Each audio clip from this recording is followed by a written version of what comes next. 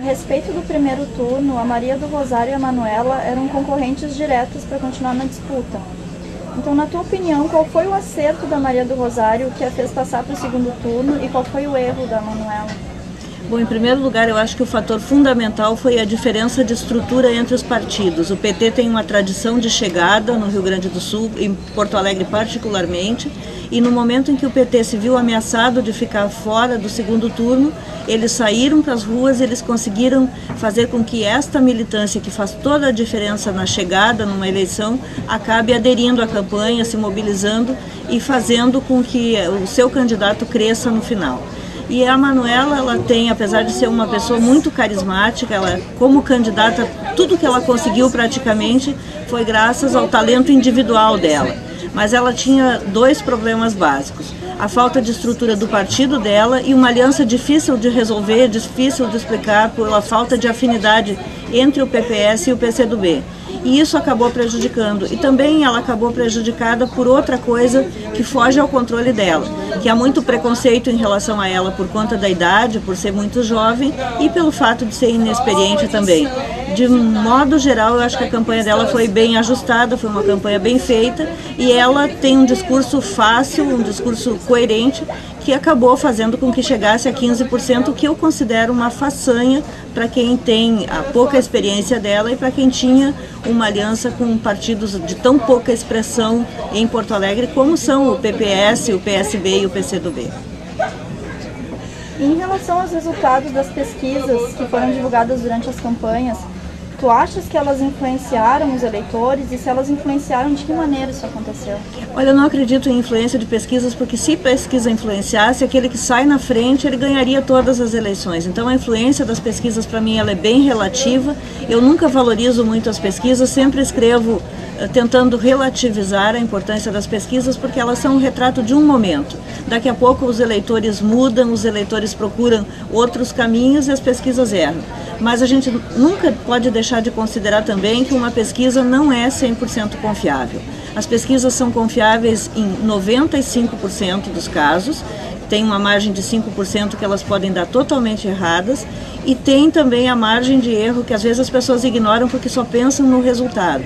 A margem de erro costuma ser de 3 pontos percentuais, ou seja, 3 para mais e 3 para menos, é uma enorme diferença. São 6 pontos em que a pessoa pode estar fora daquela linha em que a gente imagina que deveria dar certo. Algumas pesquisas acertam em cheio, outras erram, e eu não vejo isso como uma coisa excepcional. É normal que as pesquisas errem e já erraram em outros estados, erram fora do Brasil também, então não dou esse valor todo que os candidatos costumam dar para as pesquisas.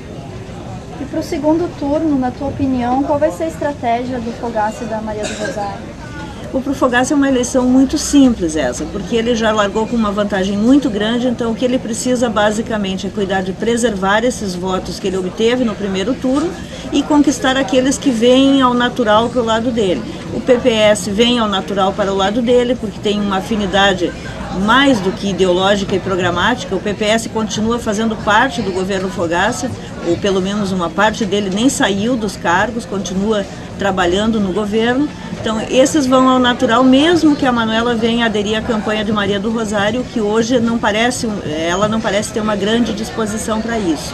E também o Fogaça deve herdar os votos que foram de Onyx Lorenzoni, uma boa parte deles, porque também o PP participou do governo dele, está já preparado para entrar novamente no governo se ele for o vencedor, então esses votos são naturais.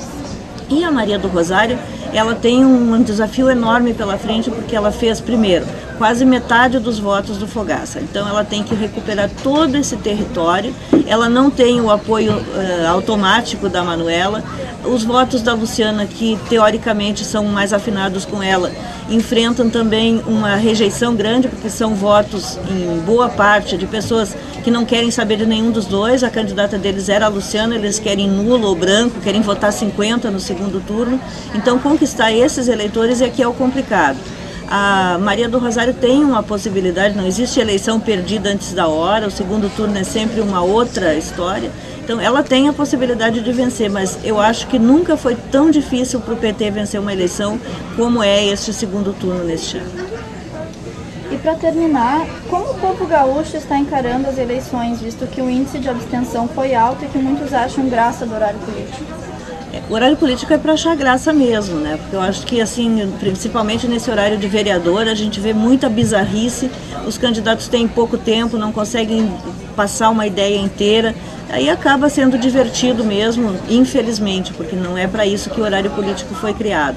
Agora, o índice de abstenção não é muito diferente dos outros anos, tem sido, mais ou menos, tem ficado nesse nível.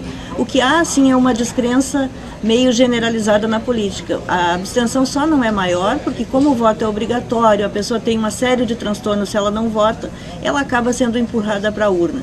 E agora, no segundo turno, ainda fica mais complicado, porque se o candidato de uma pessoa não foi para o segundo turno, ela se sente ainda mais desanimada de votar. Mas acaba votando até para não se complicar lá com a justiça eleitoral, vai dar o seu voto, ainda que sem muita empolgação. E esse descrédito na política, eu acho que ele pode ser medido mais do que pela abstenção, pelo quanto os candidatos que já têm mandato foram mal. Foi um Titanic para os deputados. Muito poucos obtiveram sucesso nas urnas. E eu acho que isso sim é consequência desse descrédito da classe política em geral. O que é uma pena, porque a eleição ainda é o melhor caminho e eu não conheço nada melhor que a democracia. A melhor das ditaduras não vai ser melhor do que a pior das democracias.